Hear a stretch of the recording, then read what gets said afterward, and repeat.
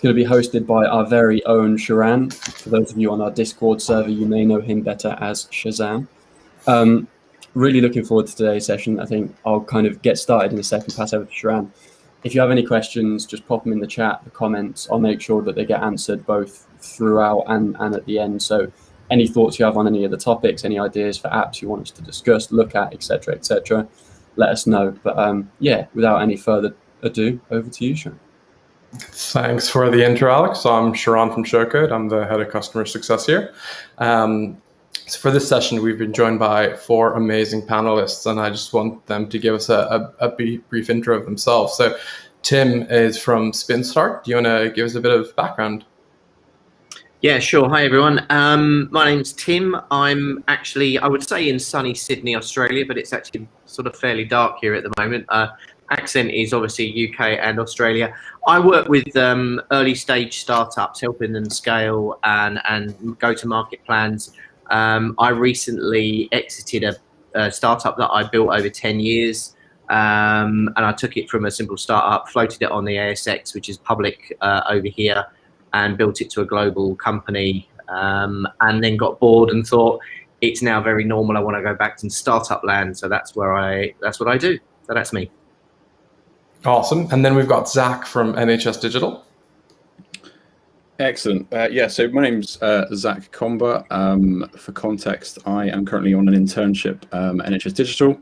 Ordinarily, I am a management trainee on the NHS Graduate Management Training Scheme. So over the past year, it's been a bit of a roller coaster with COVID, but I've had placements both in a hospital, in an operational capacity, and then strategically to the back end of this year, sort of planning for the vaccine centre. So lots of experience, but most recently NHS Digital.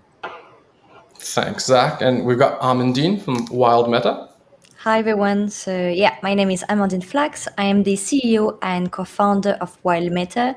We are helping video games developers create smarter and more human-like game AIs. So think about bots or NPCs using machine learning.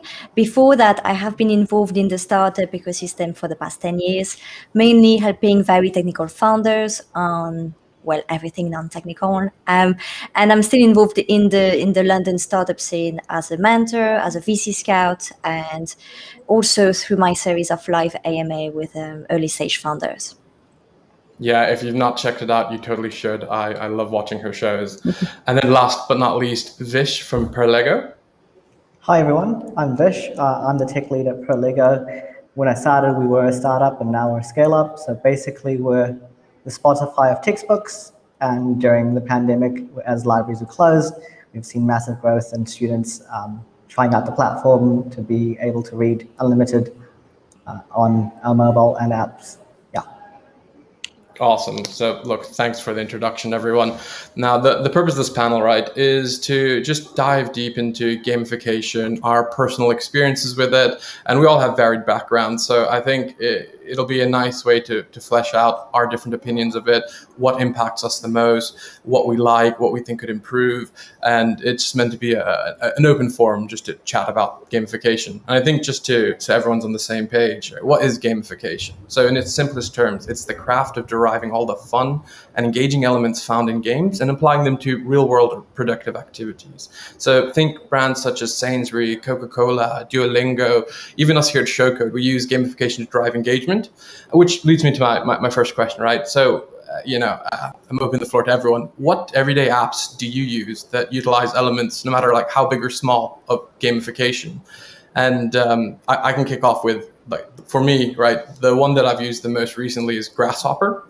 And Grasshopper is Duolingo for code. So it teaches you the basics of how to program, what mindset you need to do, and to understand the logic behind programming.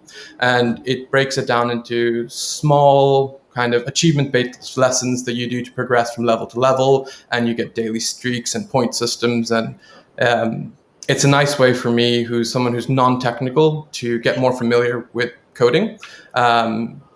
And like at my pace. I love the streaks. So that's probably the one that I've had the most impact recently. How about you guys? So we all rush in. I use an app called Gamepass. It's basically like Netflix, but for video games. It's got this feature that's like quests. So every month there's new quests, and what it does is it can be quite easy to just get stuck into one game, but the quests help you or encourage you to try out new things. And basically, it's helped me get the most value out of my subscription. So that's been awesome.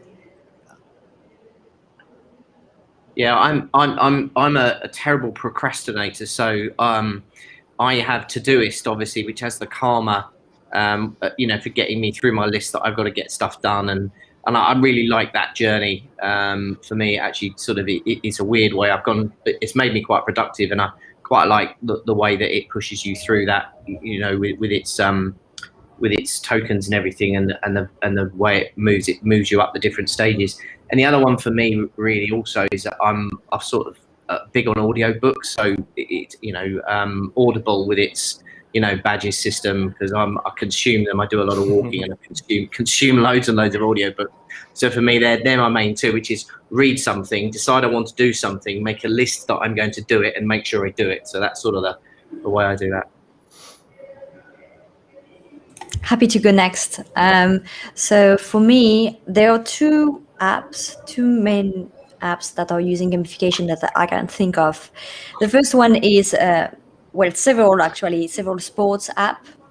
And so when you actually end your sports session, you have some kind of, everything is cheering. So you have some sound and cheering things. And so then it kind of prompts you to do another one or to give your opinion on the difficulty for the next one. So I find that quite interesting, but it's just cheering, right? But still it has some kind of gratification, and it feels very good when you just did a good sports session and you're like sweating and everything, and you're like, yeah, it's over now.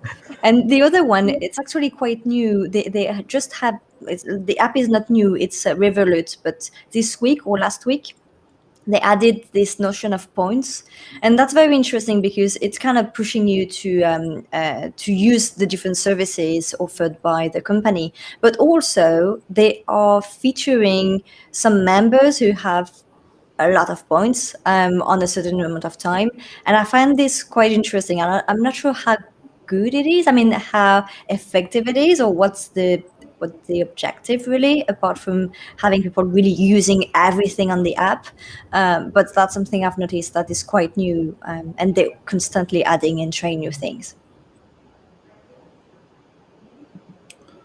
Lovely. So I guess following on that sort of sporting example, I'm sure you've heard of it, would be Strava, for my own personal example. Especially now we're sort of working from home and trying to give myself some routine either before or after work.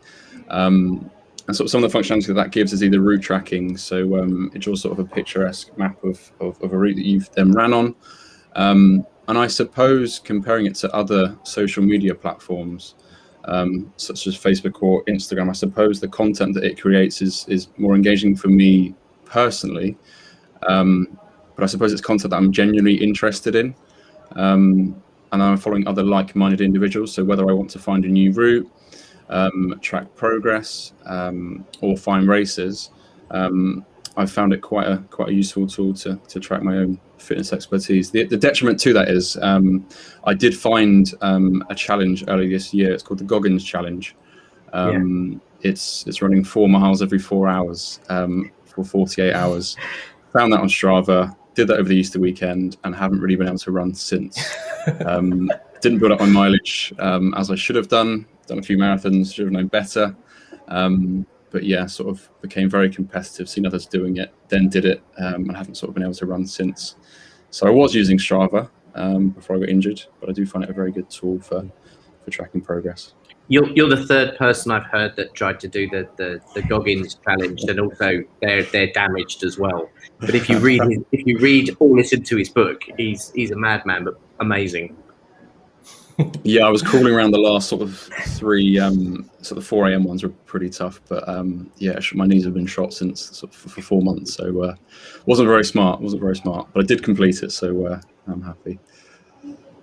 So we had a couple of people in the community ask some questions. So the app that Amandine was talking about called Revolut, I was deconstructing that a bit I've got a session later today on gamification in finance. And it's quite interesting, right? Because they use a lot of concepts there. They have the scratch card type of thing to see if you've won on that day.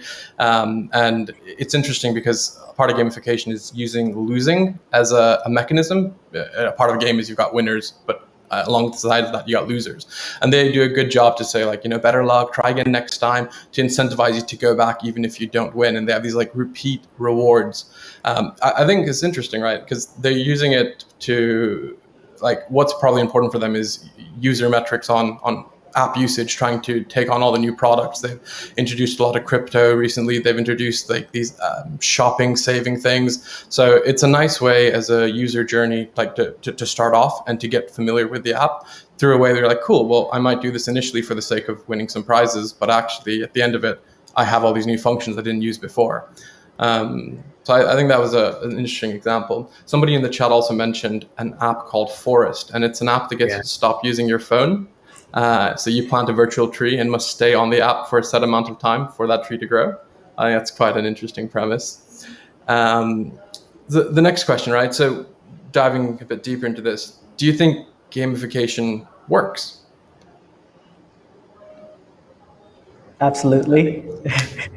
Like, I think every app that I use that has gamification, I use it more. Duolingo, Gamepass, I think it drives engagement and gives you positive gratification.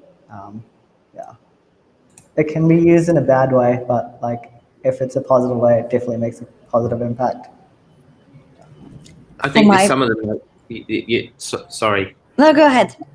I definitely works. Otherwise, there wouldn't be all of us sitting here, to be quite honest, discussing whether it did or not. But as you say, there are bad elements to it. But I think that sometimes it's getting that balance right, which is just enough or too much, because it can get overwhelming after a while. And as you were saying, as we were waiting to come on here, if you get to the point where you're counting Instagram likes or Facebook likes or TikTok like, it just becomes overwhelming.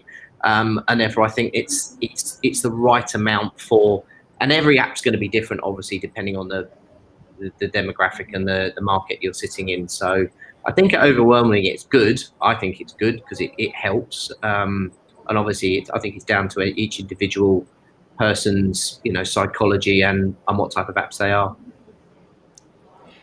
I think it works. Otherwise, no one will do that and spend so much time just trying to add that to your app, and it wouldn't be that popular otherwise. But then it's all about what's the objective of gamification for each app. I mean, maybe not app just aims to get you back to it. I mean, it's not enough, right? I know that most of the apps that I use that are using gamification, that's not because of gamification that I get back to it. I am using the app and then I get something, I found some way it's useful to have gamification there. For example, I mentioned sports app. That's good. I mean, I'm happy when I see all the celebration around my session, right? But it's not what really makes me use the app. But then when it comes to Revolut also, you mentioned that they are adding lots of functionalities, and that's great, and then that's very interesting, and that can maybe push some people to try new things. But in the same time, it can quickly be confusing if you don't know what all these things are, and if you constantly experiment. That's kind of finding the balance. So in the end, the app needs to be good for gamification to work. Like, gamification is not the grail where it's amazing and it's going to make everything better and make your app a success for sure. I think that's a small thing that you can use well within your app or whatever project you have. But in the same time, you have to find what works for your own application, what's your own objective, what you want to achieve with that, and how it actually works for your users. Yeah, I'd add on to that and say that gamification is a good mechanism to build repeatable behavior, using positive or even negative feedback loops to reinforce or unreinforce certain things. And I think it comes down to how that's used, as whether it's effective or not. I think it leads on to the next question you guys raised on the point is, can it be abused, right? And I think we're all in agreement that it very much can. You look at the era of social media and Facebook and people chasing the high you get from Instagram likes, and I think that's where it goes overboard. But at the same time, there's also so much use for good as well when you look at things like Strava or Duolingo, or just learning new skills, or ensuring that you keep up good habits. Does anyone want to chime in on the goods and bads of gamification? No, I was just going to add. I think at a really basic level, it's about how it makes you feel. When using a lot of apps, there can be a trade-off with either selling your data or someone's inadvertently trying to sell you something. I've never really felt that on Strava, although events, segments, etc. are sponsored and they know which running brand or apparel you're wearing. There absolutely feels like there's benefit in me using that platform to warrant me to come back. And I suppose with Strava being an example, you sort of feel as if you are a professional athlete, or you've got some of the tools that some of those professional athlete training camps would have for free as well. I know they've sort of moved to a paid for model recently, where quite a few of those features and tracking features are now paid for. But certainly at its core, I feel that I'm getting a good trade-off for one, sharing my information, and two, being on that platform. It's not just Facebook or Instagram where it's my school friends or colleagues. I feel like I'm actually following people that are of interest to me. So yeah, I found it a really good platform. There are obviously negatives. Can be hyper competitive. You feel like you're always on, and people are tracking your progress. But I guess my sort of counter to that is I am a bit more of a hardcore running, and I wear a Garmin smartwatch, so I'm not with my phone when I end that run. So I am breaking away to some extent. Running time is my me time, or time away from a screen. Certainly for those that use the app on an iPhone or Android device, I guess there's less of that.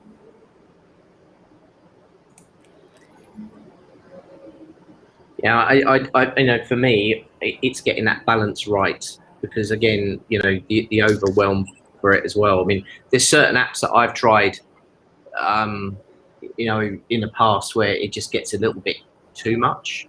And I suppose I'm cognitive of the fact also, as Zach was saying, is about the reasoning behind it, and also what's that trade-off with the level of I can say data, not data. Brilliant data that's being sold, or being used in the background of that app. And I think it's quite interesting. There's so many apps out now that are using a level of gamification, especially around things like Revolut and his Mint, and there's all these credit cards, these neobanks out there, and it's how can we do it bigger, better, faster? Is it points? What can you do? And ultimately, what's it for? What's it? The ultimate is it to get you back into it, or is it just to up the level of engagement, so you'll put more data in there, and therefore that'll give the ability for them to data mine that and then sell that on or do something else with it. So it's a balancing act. So is it good? Is it bad? It depends on at the end of the day, what it's being used for. To echo that point, I think it also depends on how it's done. I personally hate loot boxes and apps and video games and things like that. I feel that's a really bad way of gamifying something, but something that's tracking your progress over time, that's really positive.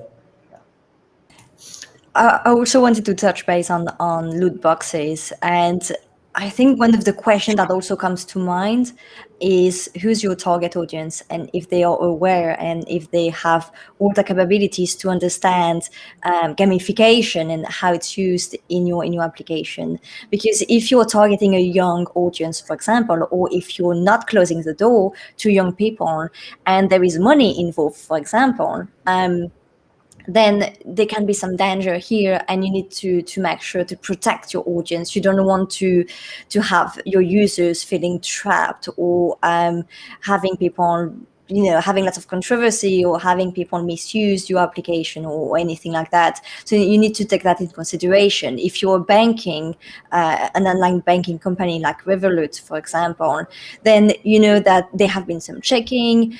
They are very careful about the information they give you, and they're using third parties who are managing the different services. So they kind of protect themselves, but they also make sure that you understand what you're getting into. And we're talking about financial services, so of course it's all adults, and you're not going to have kids around, so there's no confusion here. But if you look at loot boxes, for example, or gamification in gaming or anything like that, then there is a big trap where you can have kids playing around, spending lots of money. We've seen that also with lots of apps where the app is free, but you have to pay to get new things, like to unlock something, for example. And you have still today lots of parents who end up with a huge bill at the end of the month because the app is connected to their wallet. And so they're spending money without even knowing that. And so that's something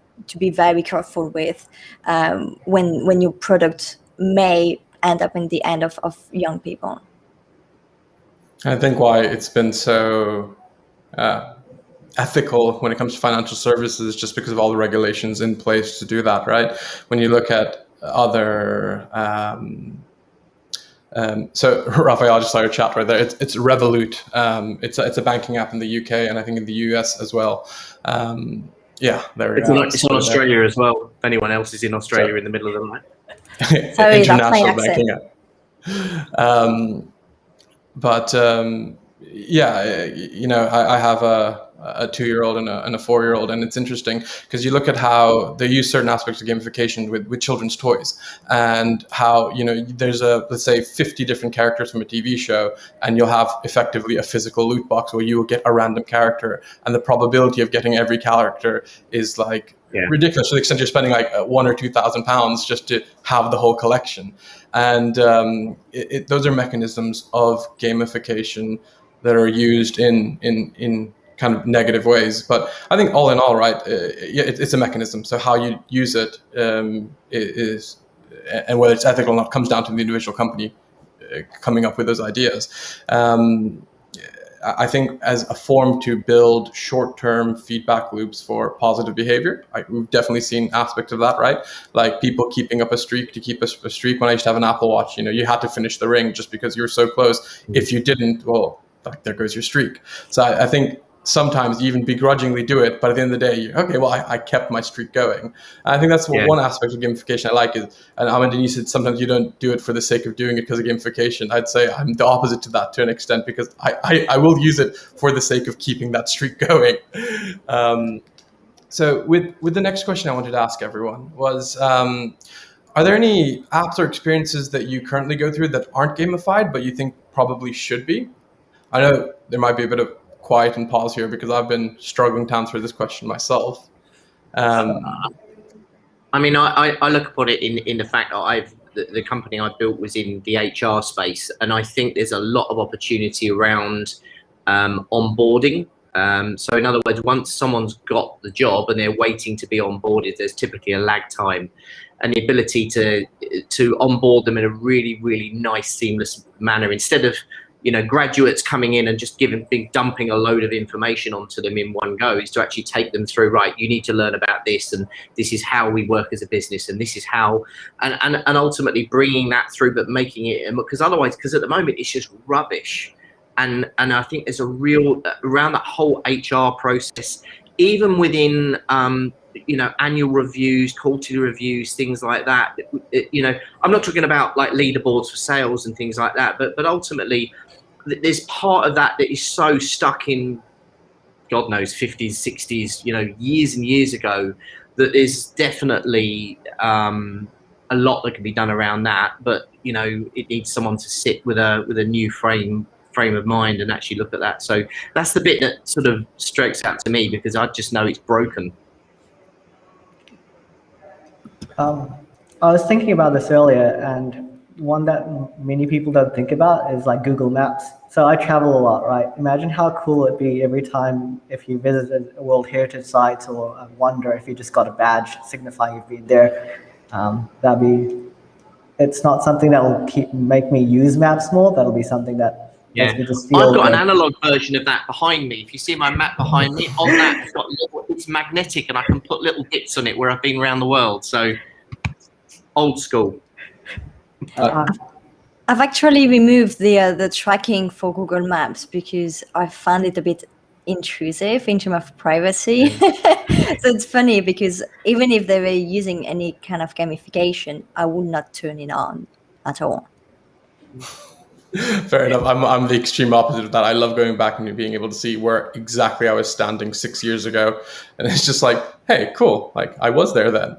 But I do agree with you. It's interesting that Google, Facebook, it's a borderline, isn't it? Because then you can work out whether you should have been in a place where you shouldn't have really been there. But that's a whole other story. I think I just wanted to pop up a little and chime in on the kind of where it's not used but maybe used, and it perhaps does exist, and if it does, let us know, because I will definitely start using it. But certainly for someone kind of my age and uni students, and I think if you could gamify saving money as a process, I think that would be great, because I am terrible at putting away money and budgeting and things like that. And it's just, I'll start of the month, great, get paid, amazing, have a great first week, Deliveroo, whatever. And then it gets to, the middle of the month, and all of a sudden it's a case of, well, what do we do now? And I'm not a spreadsheet type, and I'm not someone to kind of sit there and go, right, I'll plan out how much I need to spend, how much this is going to cost X, Y, Z. So I think for me, gamification as a whole, like a lot of it is just about making maybe not boring stuff, but stuff I wouldn't necessarily do a lot of, more engaging and more interesting. I think like running for me, again, another one, Strava, I would do that for the gamified element, but I don't particularly want to go for a run. So I think if we could find something like that for money savings, and with my better finance hat on going into this weekend, I think that is of interest to me, and that I just thought I'd pop up and chime in with that one. I've seen one of the banking apps over here actually does a rounding up exercise, whereby when you buy something on your card, they'll round it up to the next dollar, and then just put the rest in an account for you. And I think there's another one called 86. It's another one of these neobanks, 86-400 or something that does something like it as well. And then there's obviously the Kachings of the world that allow you to cash back and stuff like that. So you're right. That's a really good opportunity. Yeah. I was going to say it's a nice plug for my session at 5 on gamification finance. You're seeing more and more of them now, right? And I know we keep throwing the word Revolut out there. They also do the roundup thing, and they take it a step further and allow you to round it up to any currency. So when I just have it like collecting as Ethereum, I don't necessarily invest in crypto, but hey, like a penny here, there, a penny there. It ends up being a nice little pretty pot at the end of the month. Anyone else? I feel like there's so much in this space. Happy to go. There is one kind of app that is not using gamification, and maybe I want them to do so I can get something back. It's the news app. So every day when I wake up, I have this routine where I get my breakfast ready, and in the same time when I'm just eating my breakfast, I read all the news. So I read national news, international news, and then I move on my desk to the tech news. And so I have maybe 6 websites that I visit every single morning. And something that really frustrates me is when I visit a website every single day, and the day I want to read the specific news, just this specific news is under a paywall. And that's so frustrating, because I love the website, I want to support, but I'm not going to pay when most of the stories are for free. And just, those days, I wish I just could accumulate some kind of points and be able to trade these points for a free story when I see one. And, it's always happening. Like all the news that are just okay, they're all free. And the day you see something a bit more in depth, you can't access it. And it's very frustrating when it's a website that you visit every day. So I wish news had more gamification to it. And I'm sure it will also kind of bring people to interact more with their publication instead of just sharing on social media or something. If you can have some kind of points or account. I like that idea, right? And then you apply that to more than just news. Like anything that requires physical currency, having sweat equity pay for it as well would be worthwhile. And something we've been exploring on our side for a little time now, but a way for, rewarding people for positive user behavior on your platform to access paid goods through points they accumulate. Hopefully we'll see more of that in the future, because I think that's like, user engagement is just as important as generating revenue for your business. I was going to say, I was just going to hop in and say, I think what's interesting about that as well is it kind of loops back to the whole point around what objectives they're looking for. We spoke about why are they using gamification, and I think in this example it's great because if the focus for them is to get more readers, more viewers, boost their figures, I think gamification would be perfect. But if they want people to be paying the £1 to read the article or whatever it is, then it's a case of is it worth it for them, and how many views is worth X, Y, and Z. So I think it's an interesting look at like why people kind of use gamification the way they do, and in that example, like what their priorities would be. Because I would definitely read more. I think I would definitely read more news articles if it meant that I'd get access to, like you say, the kind of meatier, chunkier stuff. But then is that what they want? I guess it's an interesting one. You probably build more loyalty to like a singular source that way as well. The one thing that's popped my mind, I don't know if it should or shouldn't be gamified. It's just an awful experience as it is. But if you ever work in financial services, you have to do continuous training on like AML, KYC, and all of that. And the mechanisms to do this training are awful. They're really, really bad. I know it's necessary and it's always good, but if somebody is able to make that just a better experience, maybe like shorter segments that you build points towards, and how many points you need to just be done with it, would be ideal. But that's one thing for me that probably could do with a bit of better user experience. I'm just thinking around the example of news or content generation. I know Facebook uses certainly in groups that you can become a visual storyteller or top contributor, and they celebrate people that share frequently or update those groups. So I don't know if those tools could be begged, borrowed, or stolen for news apps. Certainly when news can break first on social media. I certainly find that useful, certainly in the local community. If a road's closed or something mundane has happened, it can be quite useful, especially in the era of fake news, sort of what to believe. And all of the local papers are behind paywalls as well, which is frustrating.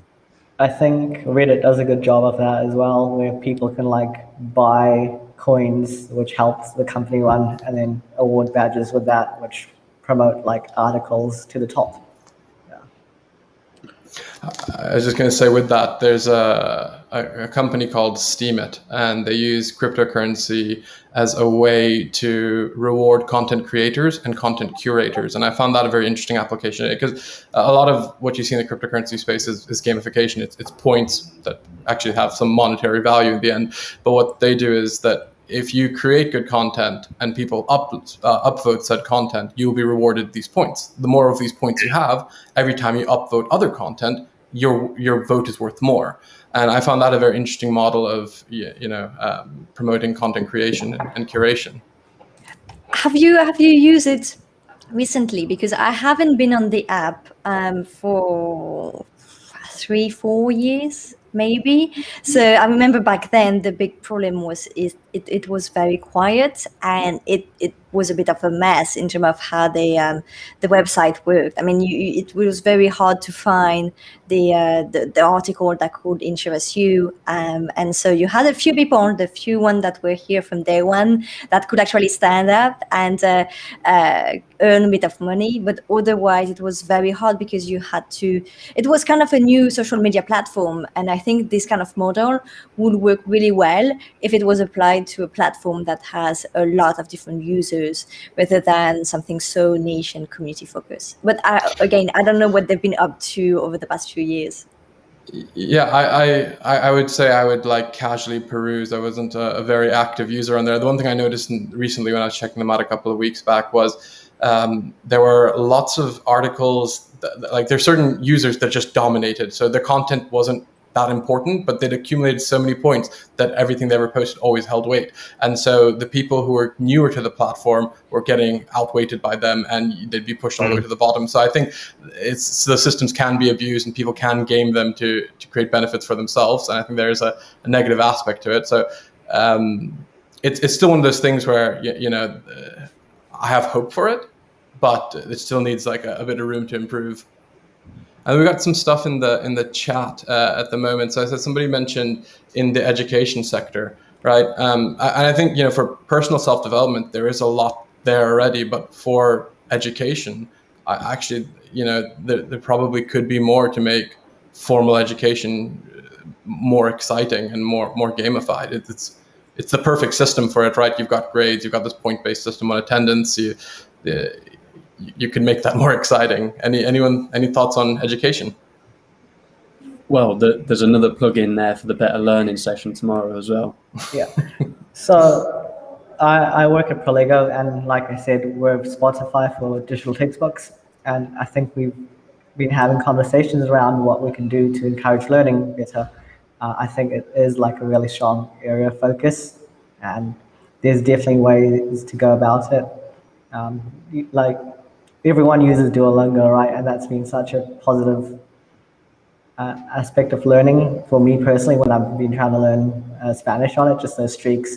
So just maybe just encouraging people to come back every day and read a little bit more of a book, or giving a badge when a book is marked as complete, things like that. Gamification for education, I guess, means that it has to be digital, and that's why I guess it's something very hard to bring to schools, because schools are well known to take lots of time to integrate new technologies, and it's usually not very digital, right?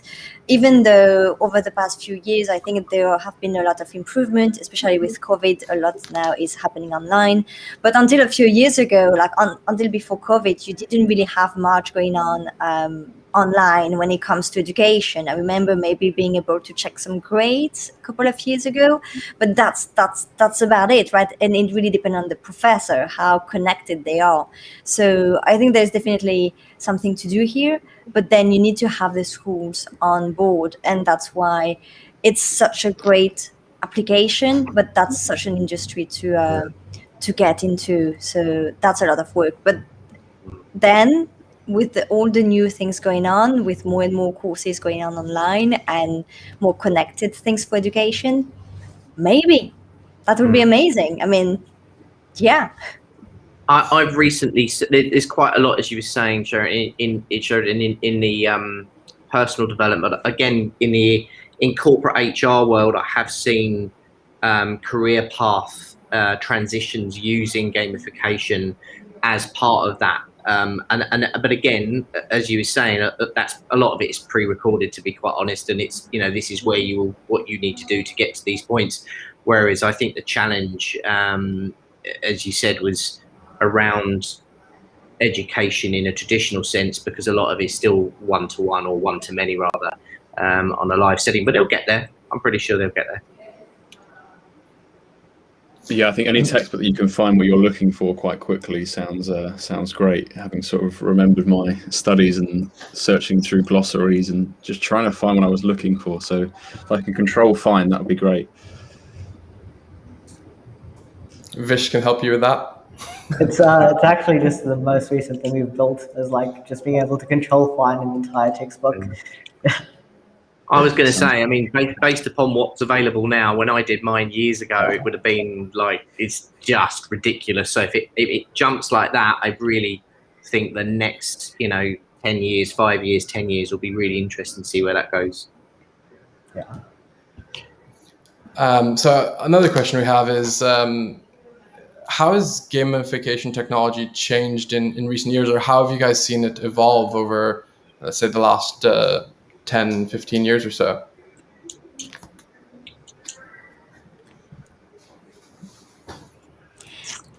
Happy to start. So one thing that I've noticed is that companies are more eager to experiment, because now they know that it works. So there have been some demonstration, and first everyone was kind of doing the same thing that worked, and now people understand that it's about gamification and not just one type of thing. For example, sending notifications. It's something that at some point everyone was sending notifications, so every single app on your phone was nonstop spamming you all the time. And now it's something that doesn't happen that often, but instead they prioritize things within the app, like gamification, to bring you back to the app instead of sending you a notification. So I'd say I've seen more companies trying to experiment with what works for their own application and trying different type of gamification rather than just applying one formula that they saw working in someone else's application. I've seen, just looking at the comments here, and someone talks about using the gas station and buying a coffee and getting apps. What I've seen recently over here specifically is that a lot of the large companies are getting together and bringing out like a point system, whereas if you're all on the same, like I can go in and buy fuel from BP, I can go and buy a sandwich from down the road, I can go and do that, and they all conglomerate into a single, almost like points that you get, and then there's a separate store when you can go and buy all of these. And what it's creating is this sort of holistic group of companies that are all working together, as opposed to having individual cards and individual apps. And I think that's the way a lot of this is going. It's almost like what they used to have back in the day with all of the flight points and everything like that went away. But that's what's happening again, but with more traditional, cafes and bars and things like that. So yeah, I was going to say credit card's been pioneering that system for quite some time now. But what's nice is it's a lot more open, so different brands can incorporate. I think Revolut, I know we keep plugging them. I know we're not sponsored by them. I will throw that out there. But you will be after this. Fingers crossed. They've done a lot in bringing brands together, and I think actually there's a powerful thing with that too. So I've got to remember which bank it was, but they wanted to incentivize money being spent in mom and pop shops. And so their whole thing post-COVID was, how can we bring back money into the local economy to all these businesses that have been on lockdown for so long? How can we do that? So they had like bigger cashback rewards for any time you spent in these mom and pop shops. I think that's really cool. That's a nice way to leverage your community, this open access to point systems to help. American Express are doing that with a thing over here, and it's called Buy Local. Mm-hmm. So if you use it in local non-chain shops, then they will give you cash back. That I think that's a super powerful way that companies can actually give back. And I think this reaches the aspect of like, gamification to actually improve society. I think what we've covered is gamification so far that helped improve the user, or to bring users back to a platform. But we need more examples of things like that. Or as somebody mentioned, I'm trying to remember what the app's name was. There's one where when you use it, you build up points and it'll plant trees around the world. So yeah. Sorry. And plus, when I unmute myself because of the background noise, so I'm sorry for that. I just wanted to add on that note, the fact that sometimes some companies are also going to use this kind of mechanism, but it's just marketing, or it's not really usable. It's hard to use, and that's something to also take in consideration, I think, when you're trying to integrate gamification in this way for good. That, for example, we were talking about banks and banking, and I know some banks that are also some kind of giving you reward for spending money, but the way it works is just almost unusable. I mean, if you look at online banks and very modern banks, usually it's just about using your credit card, right?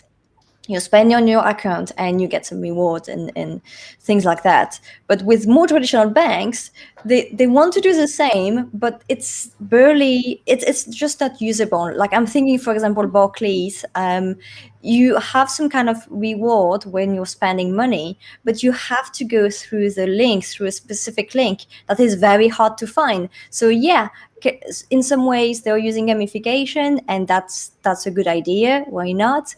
But in reality, no one can really use it because you don't know exactly. It's not clear who is part of the program. It's not really clear what the link is. Could they just give you a code? I mean, that's just insane. So it's not really usable, even if the idea in the beginning is good. It's in the end, it's purely marketing, I think. That's an interesting. That's classic. Never let the truth get in the way of a good story. I was going to say that's a very interesting example, right? Because I have accumulated a lot of those points, but you can't really use them anywhere, and you don't want to get rid of it because you do have all that accumulation of points anyway.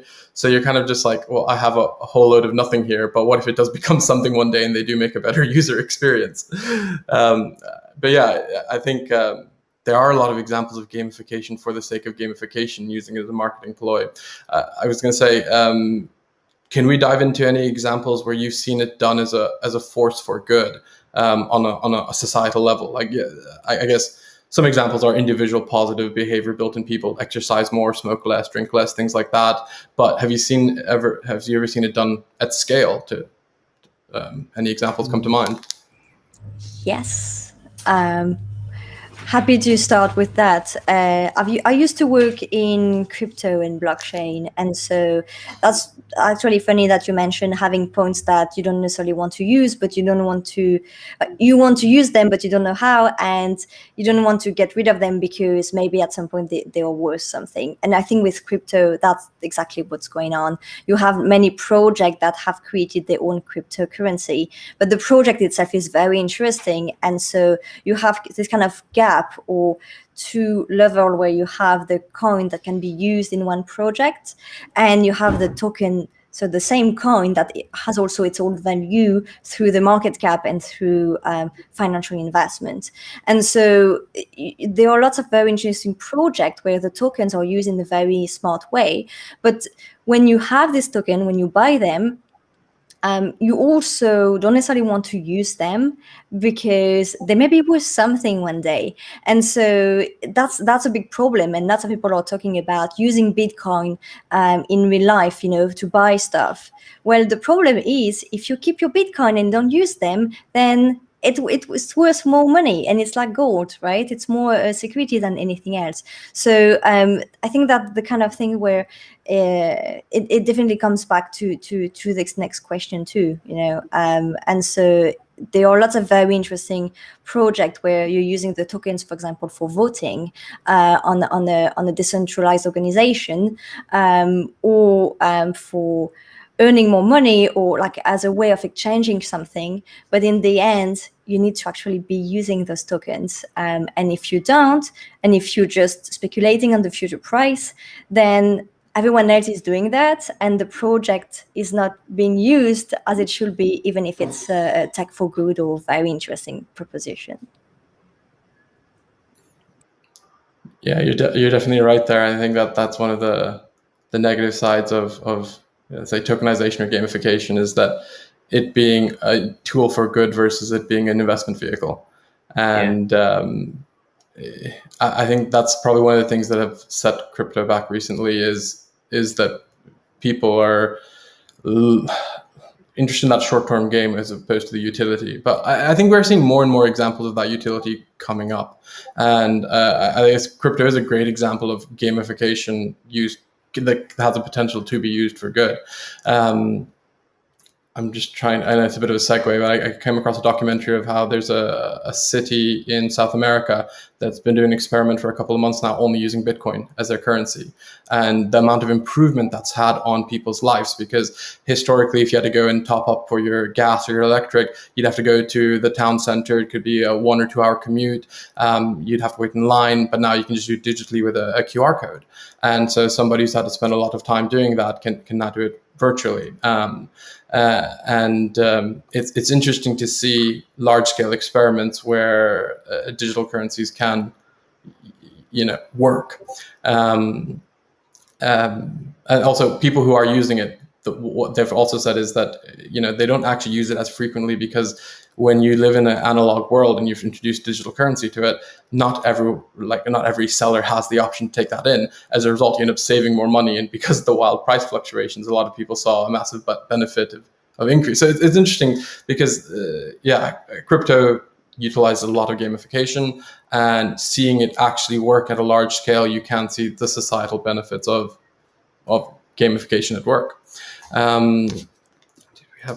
So I was going back to the idea of technology, gamification technology changing over the recent years, right? I think one thing about gamification is that it goes hand in hand with good UX and UI. And if you look at like software in the 90s, you'd have to pay a premium for good UX and UI. And as you look, as time evolves, basically the market shifts, and it's no longer an extra you pay for, it's the bare minimum. So good UI and UX came with, we just will not buy product have poor versions of that. The next evolution of good UI and UX was how do you get those people to come back, and that's where gamification is utilized. And so now I think you see it a lot more often in all the technologies we use across a variety of different industries. I think, from my experience, I've seen it help improve with onboarding. I've seen it help improve with keeping people in the loop, with reinforcing behaviors that benefit them. And I think where the best applications of gamification is when there's a mutual benefit for the company and the end user. And sometimes it's companies that focus on those mutual benefits with their gamifications where it becomes useful, right? Just to onboard someone for the sake of onboarding them and using gamification to do that doesn't really help. But, if you end up using a neobank to save money, well, there's a big benefit of, the gain of interest for that bank to have access to capital. But for you also, you've been able to save up for that next thing. Do you have any examples where you've seen, like, though the intentions of gamification were varied, as in the benefit for the company is different from the user, the actual application of that gamification worked? Do you know? It might be a bit of a stretch question, but do you see where I'm going with this? I think so. Like, I use booking.com, and if you book more and more, you end up on a different tier. It's called a genius level, and the higher the tier, the more discounts you get. So it's like this mutually beneficial relationship where the more you travel, the more you use booking.com, the better it is for the company and the better it is for you. Is that? Yeah, that's a perfect example, right? Because for them, right, you've built this brand loyalty, you've got this hooked on user, and for you, the benefit is, well, I'm going to have to use them because I get a discount there, and for me, the benefit is there's always a discount. Trying to think of other examples where I suppose also flight tiers as well, bronze, silver, gold, in getting up there, and the fact that you can jump the queue and you can do, not that you can go that far these days, but you used to be able to, that side of it as well. And then there's the point side of it on that as well. For once you go to a higher tier, you get more points for as far as you fly, and then you can allegedly redeem them potentially for something or other. I think that's and again, hotels.com do the same as well as bookings.com, just so we're not promoting, I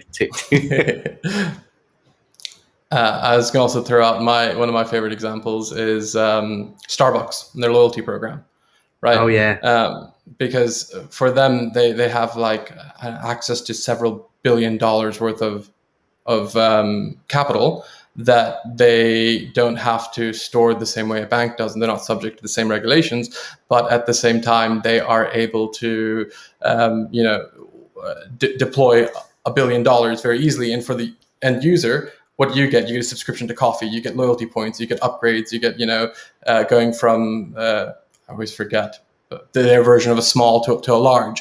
And I think that's a very clever gamified loyalty program that's had massive benefits for Starbucks and, actual genuine benefits for the end user. It's probably heavily weighted towards Starbucks than the end user, but I think that's another one where there's this bit of a symbiotic relationship. I have one coming to mind, but I'm not sure exactly how it works on the company side. So a couple of weeks ago, I went to Tesco.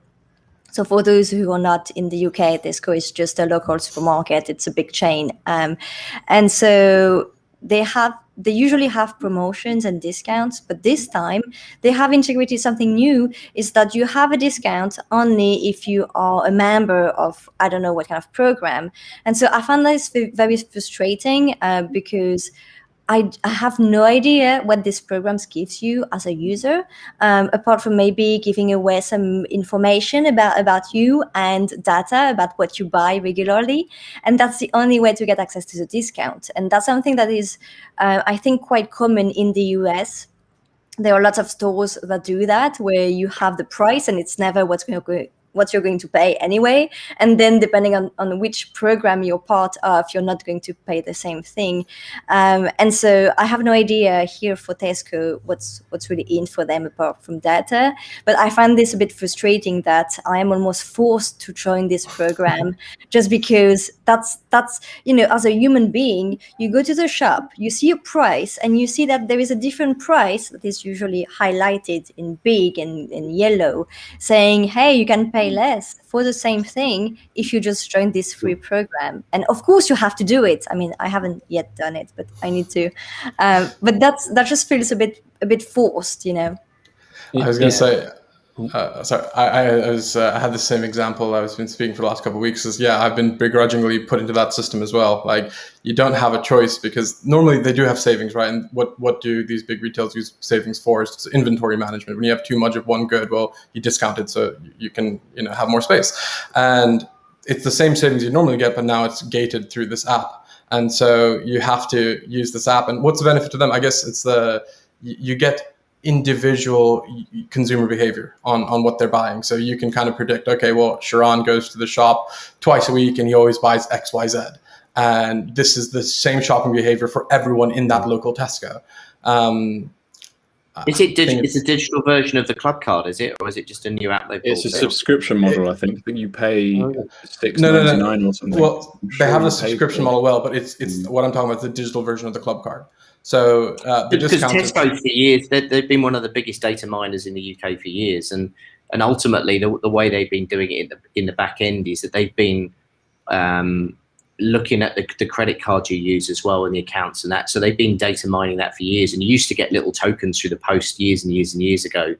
And what they're using that data for is, and it's based upon the original Walmart model that was done in the US, where they're looking at the demographic that comes in, as you say, what you buy each month, and therefore they'll know that if you go in and buy baby formula, you've probably got a baby, therefore you'll get a discount on Pampers and things like that. So it's quite a common model around the world, but it's interesting that it's moving over to an app-based thing, because then they can track where you go as well on top of that. Yeah. Unless you've turned your tracking off, obviously, because you do that with maps. I have one more question, and that is, what type of reward is more effective at generating engagement and loyalty? So things like intrinsic rewards, points or badges, or extrinsic as in like discounts, swag, merchandise. What do you see as good ways of rewarding user behavior? Money. Yeah. Everyone loves money. A bit of both. If you give me points and badges that I can accumulate and then cash out for something that can give me a discount, rather than give me a small discount, I'll save it up in order to get something big. It's a bit like going to an amusement arcade or something, and you don't want the little free key ring, you want the big teddy bear. So you've got to get the number of points to get the teddy bear. I want the big teddy bear. So, no, go ahead. I think money is like the easiest one, right? It's quite nice to get money back, but I think for me personally, I love streaks. On Duolingo, getting that 30-month streak means a lot. And then also, I used to live in the States, and then when I left, I started Snap streaks with all my friends there, and just making sure that we're in contact every day, it just helps a lot. So I think streaks are quite positive in that way. I also, go ahead. No, okay, so just quickly chiming on the money thing, right? I've been thinking of this from a business point of view. And the problem with money, for the end user, money is great, right? Because you can use it for anything. It's better than Amazon gift cards. But as a brand, it doesn't have that long lasting impression. So if I give you money and you go buy lunch with it, you're not going to really remember my brand after that lunch. If I send you, a MacBook, and you have to use the MacBook every day, you'll always remember, hey, that's the company that gave me a MacBook, or, T-shirts and branded swags. And so, like, for the end user, I think money is the best, right? It's cash is king. But for businesses, you immediately lose the value of your brand the second that money gets spent, unless you give them a physical good, at which point they'll always remember, oh, I got that thing from that one company. So that'd be my 2 cents on it. Going back to the hotels.com side of things, it's like for every X amount you do, you get a free night, and you go, oh, I got a free night because I stayed X amount of nights over there. So I think there is rather than it being hard money, cash dollar, whether you can buy something, intrinsic with it, I think is the important thing. You can take it and get something you want that you will use. Remember, you got it from that rather than, hard cash. We talked earlier about using gamification for good, and something that also works a lot for me is when I'm using an application that is doing something good when I'm using the app. So it's not just for me, it's a way of doing something good without necessarily go yourself, find an association, give a donation or something like that. So someone in the chat mentioned earlier Ecosia, for example. And so that's the kind of thing that actually pushed me to switch maybe a web browser, to switch a navigator, whatever. But that's the kind of thing that will, even if I could, for example, I don't know, I have to do something to make it happen. But in the end, I know that it's going to have some positive effect in some way. Then I am ready to take this extra step just for that.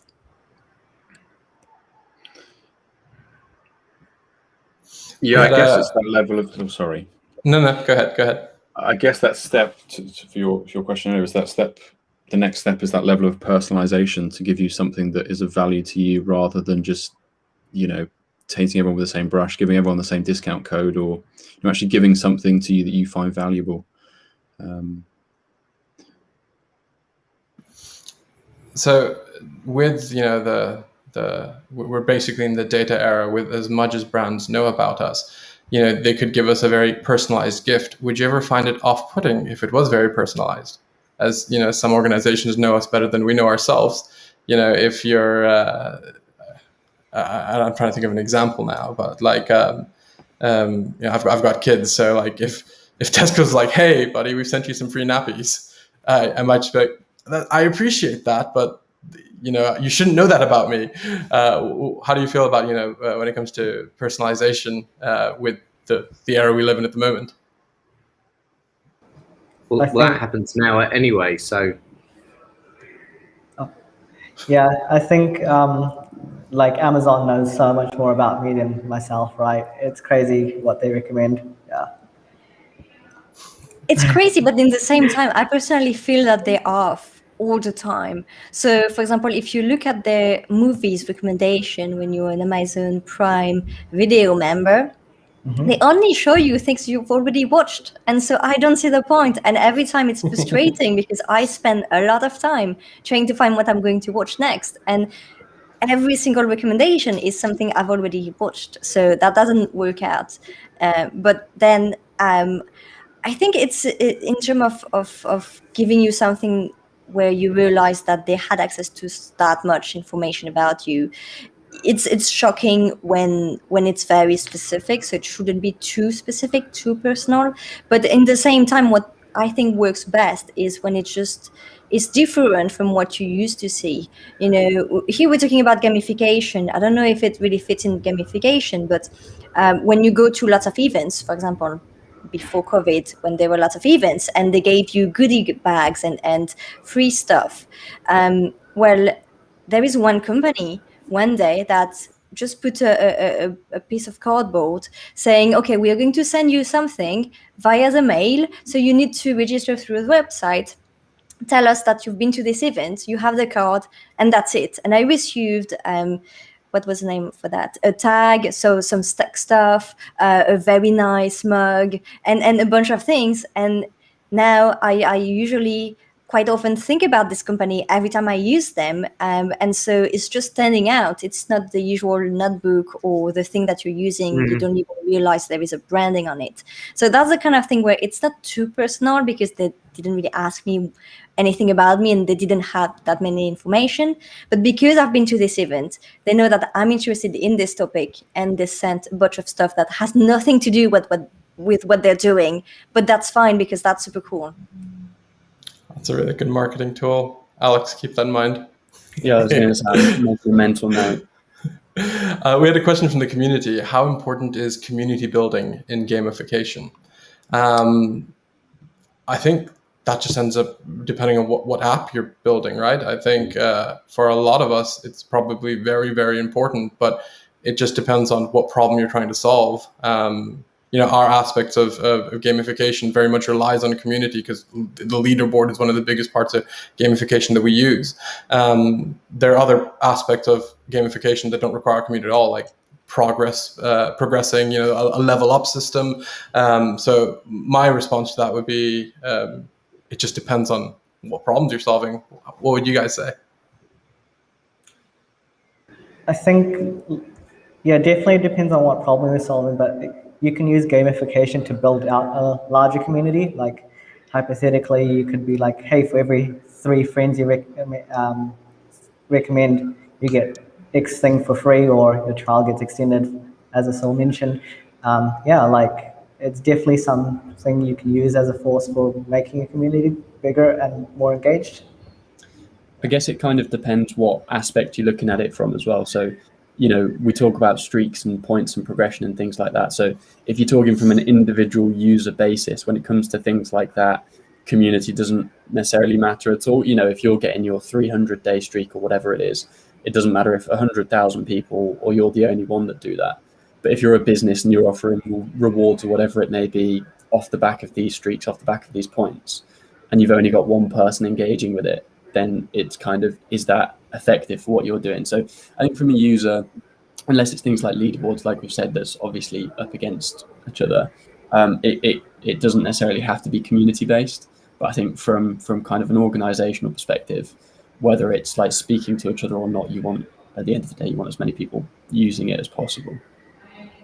I want to chime in on that part, right? And that's, for me, doing customer success here at Showcode, one thing I'm super conscious of when it comes to a referral program or like gamifying, bringing new users on board, is that I don't want to incentivize people, but I want to reward them. And, it's a semantic difference, but the difference here is that I don't want you to do something for the sake of doing it, but if you've done said thing, I appreciate that and want to reward you for doing that thing.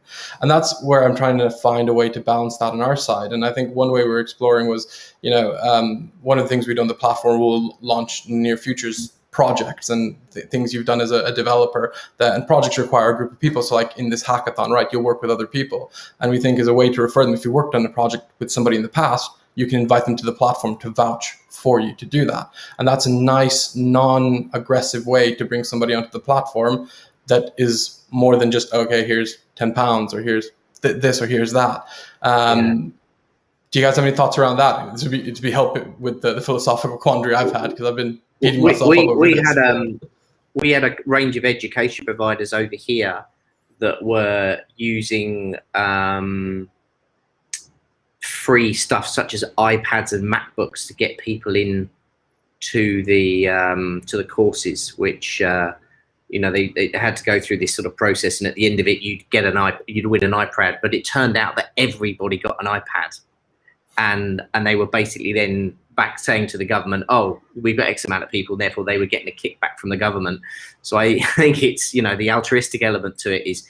It depends on good and evil, really, at the end of the day, isn't it, on what it's being used for. A lot of this is, at the end of the day, gamification is about getting you to come back and to get you to consume, and ultimately, what are you doing it for? Is it the ultimate goal? Is it money, or is it data, or is it all of it? Probably all of it these days. Sorry, I had a little ring, but I'll shut up. Startups are all about experimenting with new things and finding what best works for your audience. So I don't think that's there's something that should be done and things that shouldn't be done. It has to work for your own community and for what's your objective, what their objective, find the right middle grounds that works for everyone. And the best way is just to try out and seek feedback. real feedback, not just people are saying yes or no, but actually lots of data from, are they actually using it? Does it work the way we think it works? How do they perceive that? And so just asking them and having an open discussion. I think there are lots of companies who kind of put some barriers. They understand that they want to build a community, but they also build a barrier between them and the community and don't really see that they can actually talk to them, person to person. That's an individual talking to another individual. And so if someone is super active on your platform, you can actually drop them a message saying, hey, that's super cool what you're doing on the platform. I love how you're using our technology or whatever we're doing.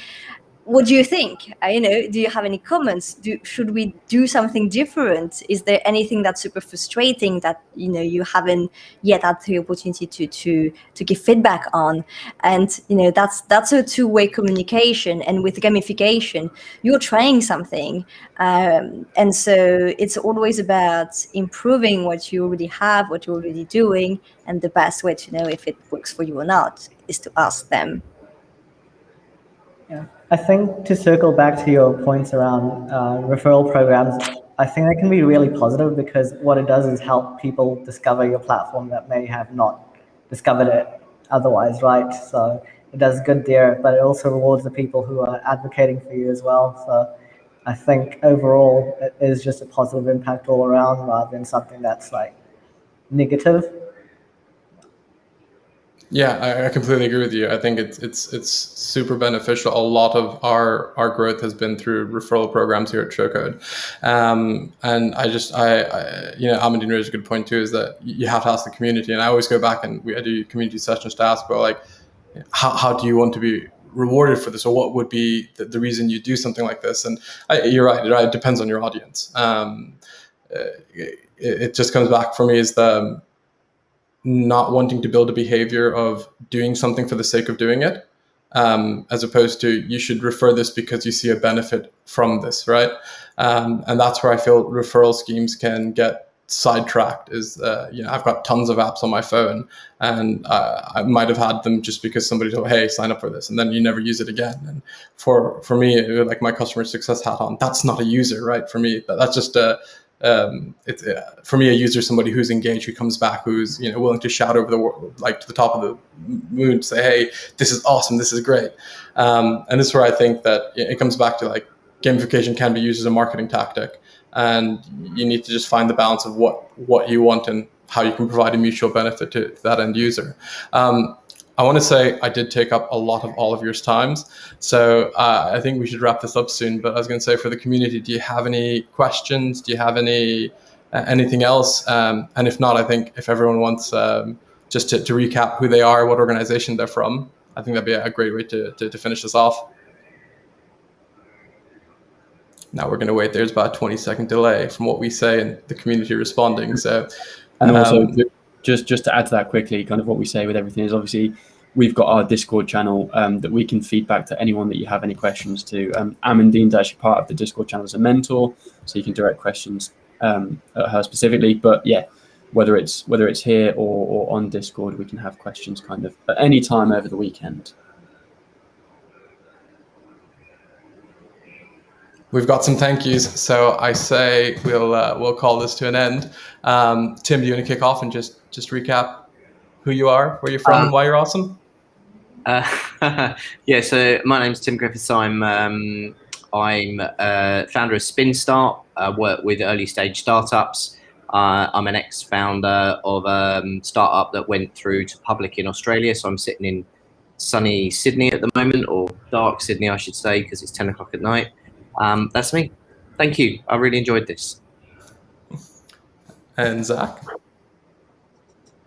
Lovely. So yeah, my name's Zach Comber. I am a graduate at NHS Digital.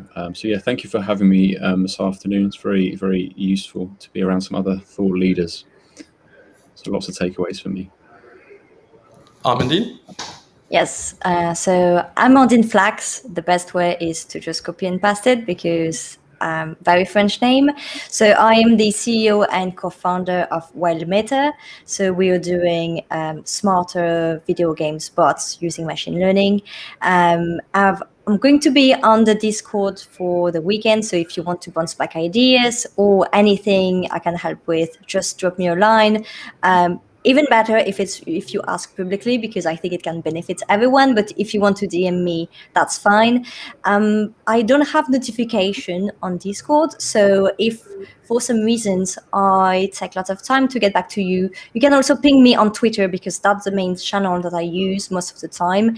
And if you want to connect on LinkedIn, you can, but please add a message, because sometimes not everyone has a profile that is super filled out, and I don't know who you are. So if you can just say a note saying where you come from and why you want to connect, I will accept you, but just I need some context. And that's about it. Oh no, yeah, one other thing. I mentioned earlier that I do live AMAs with startup founders. So if some of you have some ideas, want to start their own business one day, or are interested in entrepreneurship, we are doing the next live AMA on Friday afternoon. So I'll do additional promotion on my social media. But the idea is that we answer questions from the chat live. So if you want to ask questions to a founder, we are actually going to talk about fintech this Friday. So feel free to stop by. And I'll post a link in the Discord to it as well, so everyone has quick access to it. And Vish? Hi, I'm Vish. I'm from Proligo. We're the Spotify for digital textbooks, so please check us out if you're into reading. Feel free to add me on LinkedIn. Yeah, thank you everyone for an awesome panel. Thanks so much. And then to wrap it up, I'm Sharon from Showcode, one of the organizers of this awesome hack we're doing. I have a session at 5 on gamification finance, so stay tuned for that. And if you have any questions, give us a shout on Discord. And we also have the lovely Alex, who words cannot describe how awesome he is, but I'll give you the last words. Good plug, Sharon. Thank you. Alex Showcode. I'm the one that anyone attending the hack, I'll send you all the annoying emails, and I'm the kid on Discord, so I'm sure you're more than familiar with me now. Thank you very much, everyone, for joining. Our amazing panelists, thank you very much for giving up your time, and everyone watching, hope you have a great hack. See you later, everyone. Take it easy.